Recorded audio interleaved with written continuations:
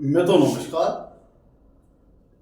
आज के इस एपिसोड में हम लोग बात करेंगे ज्योतिष के एक योग के विषय में, जो कि बहुत भाग्यशाली लोगों की कुंडली में होता है, क्योंकि इस योग का नाम ही उसके मतलब को सिद्ध करता है। आज हम लोग बात करेंगे ज्योतिष में एक बहुत ही सुंदर और दुर्लभ योग के बारे में, जिसका नाम है जया योग। अब जैसे कि नाम से समझ रहे हैं, जया योग ये विजय दिलाने वाला योग है, विक्ट्री दिलाने वाला योग है। अब इसमें से बहुत से लोग सोचेंगे कि बैटलफील्ड में जीत की बात हो रही है, युद्ध के मैदान में जीत की बात हो रही है। तो यहाँ हम युद्ध के मैदान में जीत की बात नहीं कर रहे हैं, बैटल ग्राउंड में जीत की बात नहीं कर रहे हैं। हम बात कर रहे हैं उस जया योग के बारे में, जो कि जीवन में आने वाली सभी प्रकार की, विभिन्न प्रकार की जो चुनौतियां होती हैं, हर्डल्स होती हैं, बाधाएं होती हैं, उनको जातक डिफीट करता हुआ विजय पथ की ओर आगे बढ़ जाता है और विजय को प्राप्त करता है। भाई, हर मनुष्य के जीवन में नाना प्रकार की और विभिन्न प्रकार की चुनौतियों का सामना उसे करना पड़ता है, और जो उन चुनौतियों को पार कर ले जाता है वही एक सफल व्यक्ति बनता है। तो जय योग उन लोगों की कुंडली में होता है जो कि जीवन में आने वाली सभी प्रकार की डिफिकल्टीज, कठिनाइयां, बाधाओं, हर्डल्स, ऑब्स्टेकल्स को पार करते हुए अपने टारगेट्स, अपने लक्ष्यों को हासिल कर लेते हैं, अपने टारगेट्स को अचीव कर लेते हैं, मिशन को अकॉम्प्लिश कर लेते हैं। ऐसे लोगों की कुंडलियों में मिलता है जया योग। जया योग मुख्यतः कुंडली के छठवें भाव की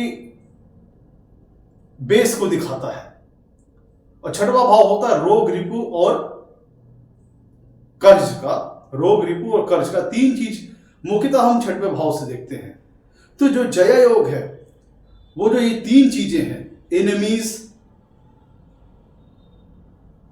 डेप्ट और डिजीज, तीनों चीज से ओवरकम करने में बहुत ही सुंदर मदद करता है, और आपको स्ट्रेंथ प्रदान करता है कि इन तीनों प्रकार की जो जीवन में दिक्कतें आती हैं, उनसे आप ओवरकम करते हुए एक विक्टोरियस पर्सन साबित होते हैं।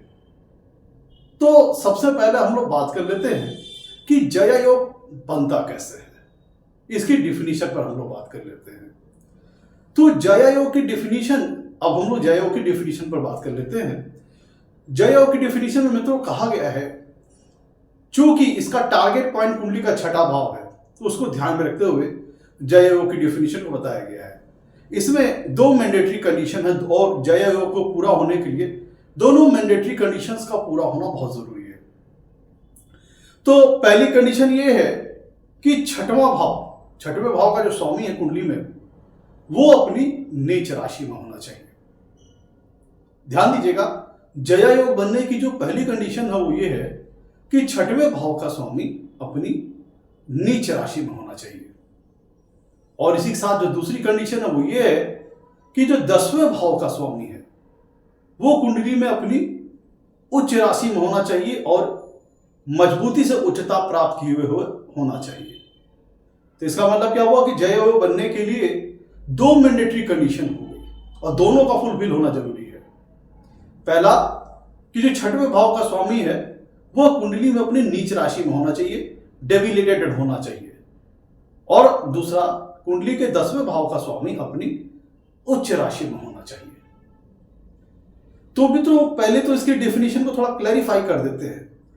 छठवें भाव से हम मुख्यतः जीवन में आने वाले चैलेंजेस का विचार करते हैं, और वो मुख्यतः तीन रूप में हो सकती हैं: बीमारियों के रूप में, एनिमीज के रूप में, शत्रुओं के रूप में, और कर्ज के रूप में, जो मुख्यतः जो मोटी मोटी चीजें हैं छठे भाव से देखते हैं। तो अगर छठवें भाव का स्वामी कुंडली में अपनी नीच राशि में चला जाएगा, तो जाहिर से है बात है, कुंडली का छठवां भाव कमजोर हो जाएगा। तो कमजोर होने का मतलब यह हुआ कि जो आपके एनिमीज हैं वो आपके सामने टिक नहीं पाएंगे, कर्ज वगैरह वो उतनी बड़ी मुसीबत बनकर के आपकी लाइफ में नहीं आएंगे, और शत्रु वगैरह को आप डिफीट कर ले जाएंगे, कर्ज वगैरह अपने बहुत कह लीजिए मजबूती से नहीं आएंगे। तो ये तीनों चीजें हैं रोग रिपु और शत्रु, आप तीनों से ओवरकम करने में, विजय दिलाने में जय योग आपकी बहुत मदद करेगा। तो पहली कंडीशन में कहा गया छठवें भाव का स्वामी अपनी नीच राशि में हो। तो जब छठवें भाव का स्वामी अपनी नीच राशि में चला जाएगा, इसका मतलब क्या होगा कि जीवन में जो चैलेंजेस आने हैं वो उतने स्ट्रांग नहीं होंगे, उतने मजबूत नहीं होंगे। और जो दूसरी मैंडेटरी कंडीशन कहा गया है, दूसरी मैंडेटरी कंडीशन में कहा गया है कि कुंडली के 10वें भाव का स्वामी अपनी उच्च राशि में होना चाहिए। तो 10वां भाव क्या है? जातक का कर्म है, उसके एफर्ट हैं, जातक के प्रयत्न है, जातक के प्रयास है, जातक की पब्लिक लाइफ इमेज है, जातक की पब्लिक लाइफ कैसी है, यह बात कुंडली का 10वां भाव बताता है। जब कुंडली का 10वां भाव बताता है कि जातक जीवन में किस प्रकार का कर्म करेगा। तो अगर 10वें भाव का स्वामी उच्च का है तो इसका मतलब जातक के कर्म बलवान होंगे। और आपने कई बार सुना होगा कि अगर कुंडली में भाग्य कमजोर भी है, लेकिन अगर 10वां भाव मजबूत है, कर्म का स्थान मजबूत है, तो जातक अपनी मेहनत के बलबूते, अपनी कर्म के बलबूते जीवन में सारी चीजें अचीव कर लेता है, टारगेट अचीव कर लेता है। तो ये मजबूती है, ये ताकत है कर्म भाव की। तो उस हिसाब से अगर कुंडली में आपके कर्म मजबूत हैं, अच्छे कर्म है, सत्कर्म है, और आपकी पब्लिक लाइफ इमेज अच्छी है, आपका सोशल स्टेटस अच्छा है, तो अगर आपका कर्म मजबूत है तो अपने कर्म के बलबूते जीवन में आने वाली विपरीत परिस्थितियों, चैलेंजेस, ऑब्स्टेकल्स, हर्डल्स, बाधाओं को आप पार करते हुए आगे बढ़ते चले जाएंगे विजय पथ की ओर, अपने टारगेट को पूरा करने के लिए, अपने मिशन को अकॉम्प्लिश करने के लिए। तो अगर कुंडली में छठवें भाव का स्वामी तो कमजोर हुआ, मैंने बता दिया, 10वें भाव का स्वामी मजबूत हुआ, तो क्या फर्क पड़ेगा? तो अभी कहा गया है कि अगर कुंडली में जो बुक में डिफिनीशन लिखी है उसमें कहा गया है कि अगर कुंडली में आपके जया योग बन रहा है तो जीवन में आने वाले जितने भी आप प्रयत्न करते हो, लाइफ में जो प्रयास करते हो, जो एफर्ट करते हो, वो प्रयत्न आपके सार्थक होते हैं, फ्रूटफुल होते हैं। और जिन भी लक्ष्यों को निर्धारित करके आप जीवन में कर्म करते हो, वो जया योग की बदौलत आप अपने सारे कर्म के जो आपने लक्ष्य निर्धारित किए हैं वो सारे के सारे लक्ष्य हासिल करते हैं, और अपने सारे टारगेट्स को, आप अपने सारे ऑब्जेक्टिव्स को जातक कंप्लीट करता है जया योग की मदद से, जया योग की हेल्प से। तो ऐसा जातक विक्टोरियस साबित होता है। मैं सिर्फ लड़ाई के मैदान की बात नहीं कर रहा हूं, जीवन में आने वाली सभी प्रकार की जो चुनौतियां हैं, जो डिफिकल्टीज हैं, जातक उनको डिफीट करके अपने लक्ष्यों को हासिल करके विक्टोरियस पर्सन साबित होता है। यह है जया योग का रिजल्ट। तो चूंकि जातक अपने सारी बाधाओं को हटाने में सक्षम है जया योग की मदद से, और अपने शत्रुओं को, बीमारियों को, कर्जों को जातक जया योग की बदौलत ओवरकम करता है, डिफीट करता है, तो इसका मतलब क्या हुआ? ऐसा जातक वेल्दी भी होगा, समाज में सम्मानित भी होगा। क्योंकि 10वें भाव का स्वामी स्ट्रांग होने का मतलब हुआ कि जातक समाज में बहुत ज्यादा सम्मानित होगा।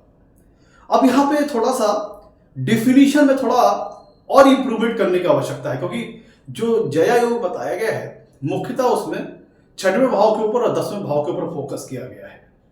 लेकिन और भी कुछ चीजें हैं, क्योंकि ऐसे तो बहुत लोग के कुंडली में बनेगा जया योग, लेकिन कुछ के हाथ में कमजोर जया योग बनेगा, कुछ के हाथ में, कुछ की कुंडली में मजबूत बनेगा, कुछ की कुंडली में कमजोर बनेगा। ये मान लीजिए कि अगर 10वें भाव का स्वामी उच्च का हुआ, लेकिन अगर 6वें भाव में हुआ या 8वें भाव में हुआ, 12वें भाव में हुआ, तो क्या जया योग उसी मजबूती के साथ कुंडली में बन पाएगा? नहीं बन पाएगा। तो यहां पे कुछ और भी चीजें इंक्लूड करनी है कि 10वें भाव का स्वामी कुंडली में अपनी उच्च राशि में हो रहा है तो किसी अच्छे भाव में उच्च का होना चाहिए, और 6वें भाव का स्वामी कुंडली में कमजोर पड़ रहा है तो अच्छी बात है, वीक हो रहा है, लेकिन वो भी बहुत कहीं किसी अन्य प्रकार से उसको कुंडली में स्ट्रेंथ ना मिल रही हो, यह भी ध्यान देना है। और जो सबसे फोरमोस्ट इंपॉर्टेंट चीज है वो ये है कि लग्नेश का कुंडली में बली होना बहुत जरूरी है। मैं जो योग आपको बता रहा हूं, अगर लग्नेश कुंडली में कमजोर पड़ गया तो भले जया योग आपके हाथ में बन को ना रहा हो, लेकिन उसका 100% रिजल्ट आप नहीं ले पाओगे, क्योंकि 100% रिजल्ट लेने के लिए जो स्ट्रेंथ लग्नेश की होनी चाहिए वो आपकी कुंडली में होना चाहिए। अगर लग्नेश जो कि डायरेक्टली जातक को रिप्रेजेंट करता है, लग्नेश कमजोर पड़ गए तो लाख अच्छा जया योग आपके हाथ में बना हो, आप उसके 100% रिजल्ट अपनी लाइफ में नहीं दे पाएंगे। तो ये है जया योग। और फेरबदल ये है कि 10वें भाव का स्वामी उच्च हो लेकिन किसी दुष्ट स्थान में ना हो, 6वें 8वें 12वें भाव में ना हो। और 6वें भाव का स्वामी अगर नीच का है तो उसे अन्य किसी प्रकार की स्ट्रेंथ कुंडली में ना मिल रही हो, इसको भी ध्यान देना है। तब जब हम सारे पहलुओं पर हम नोटिस कर लेंगे, ध्यान दे देंगे, तब हम किसी निष्कर्ष पर पहुंच पाएंगे कि जया योग कुंडली में मजबूती से बन रहा है कि नहीं बन रहा है। तो ये हम लोगों ने समझ लिया डेफिनेशन के ऊपर। अब आइए हम लोग उदाहरण के माध्यम से समझ लेते हैं कि जया योग कैसे बनता है कुंडली में। आइए कि उदाहरण के माध्यम से इसको हम लोग समझ लेते हैं। मित्रों देखिए, आपके सामने स्क्रीन पे एक कुंडली आ रही है, एक चार्ट आ रहा है। ये मेष लग्न की कुंडली है। इसमें जो मेष लग्न की कुंडली में जो 6वां भाव में जो राशि आती है वो है कन्या राशि, जिसके स्वामी होते हैं बुध। तो जैसा कि जया योग की डेफिनेशन में बताया गया है, पहली मैंडेटरी कंडीशन कि 6वें भाव का स्वामी अपनी नीच राशि में होना चाहिए।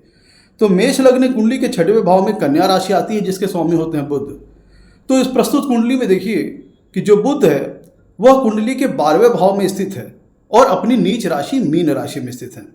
बुध की नीच राशि कौन सी होती है? मीन राशि। तो प्रस्तुत उदाहरण में आप देखिए कि जो बुध है वो अपनी नीच राशि मीन राशि में 12वें भाव में स्थित है। तो जया योग बनने की जो पहली मैंडेटरी कंडीशन है वो इस चार्ट में पूरी हो रही है, इस कुंडली में पूरी हो रही है।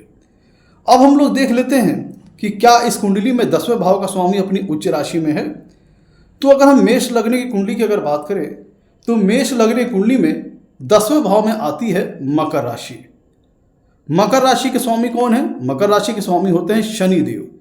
तो प्रस्तुत उदाहरण में आप देखिए, शनि 7वें भाव में अपनी उच्च राशि तुला राशि में विराजमान है। तो जो दोनों कंडीशन है जया योग बनने के लिए वो इस चार्ट में फुलफिल हो रही है। 6वें भाव का स्वामी बुध अपनी नीच राशि मीन राशि में 12वें भाव में है और 10वें भाव का स्वामी जो कि शनि देव बनते हैं प्रस्तुत उदाहरण में, वह कुंडली के 7वें भाव में अपनी उच्च राशि तुला राशि में है। और यहाँ पे एक बात और भी ध्यान देने वाली बात है कि शनि इस प्रस्तुत उदाहरण में उच्च राशि में तो ही यहाँ पे शश नाम का महापुरुष योग बना रहे हैं। साथ ही साथ शनि कुंडली के 7वें भाव में दिशा बल हासिल कर लेता है, दिग्बली हो जाता है। तो इस लिहाज से प्रस्तुत कुंडली में 10th हाउस बहुत ज़्यादा स्ट्रांग है। और जैसा कि मैंने दोनों कंडीशंस आपको बताई जया योग बनने की, तो जया योग बनने की जो दोनों कंडीशन है मैंडेटरी वो इस चार्ट में फुलफिल हो रही है। और आप देखेंगे तो इस चार्ट में बहुत स्ट्रांग जया योग बन रहा है। तो फलस्वरूप जिन व्यक्ति का मैं उदाहरण दिया है वो उस व्यक्ति ने अपने जीवन में आने वाली सभी प्रकार की डिफिकल्टी, चैलेंजेस, ऑब्स्टेकल्स, हर्डल्स को उसने सफलतापूर्वक पार किया और जीवन में जो उसने लक्ष्य निर्धारित किए थे उन लक्ष्यों को इस व्यक्ति ने अपने जीवन में अचीव किया और एक सफल व्यक्ति के तौर पर समाज में अपनी पहचान बनाई। तो मित्रों ये था उदाहरण जया योग के ऊपर। उम्मीद करता हूं आपको एपिसोड पसंद आया होगा। एक बात यहाँ पे ध्यान देने वाली बात है कि आप थोड़ा अपनी इन चीज़ों को अपने हिसाब से भी देख लीजिएगा कि 10वें भाव का स्वामी किसी शुभ भाव में हो उच्च का, और लग्नेश मजबूत होने चाहिए, तभी जाकर के कुंडली में सक्सेसफुली जया योग बन पाएगा। अब देखिए प्रस्तुत उदाहरण में ये मेष राशि की कुंडली है जिसमें मेष राशि में मेष लग्न की कुंडली है जिसमें लग्नेश बनते हैं मंगल। अब देखिए प्रस्तुत उदाहरण में मंगल 9वें भाव में है जो कि एक त्रिकोण स्थान है। तो फलस्वरूप लग्नेश भी कुंडली में स्ट्रांग है, एक अच्छी पोजीशन पे है। तो जब हम सारे एंगल्स को देख लेते हैं तो इस कुंडली में एक मजबूत जया योग बन रहा है जो कि जातक को एक विक्टोरियस पर्सन बनाता है। तो मैं उम्मीद करता हूं मित्र आप लोग को एपिसोड पसंद आया होगा, और एपिसोड पसंद आया होगा तो इसे लाइक कीजिएगा और आगे भी इसी प्रकार की और जानकारी प्राप्त करने के लिए हमारे चैनल को सब्सक्राइब कीजिएगा। आज के लिए इतना ही। नमस्कार, धन्यवाद।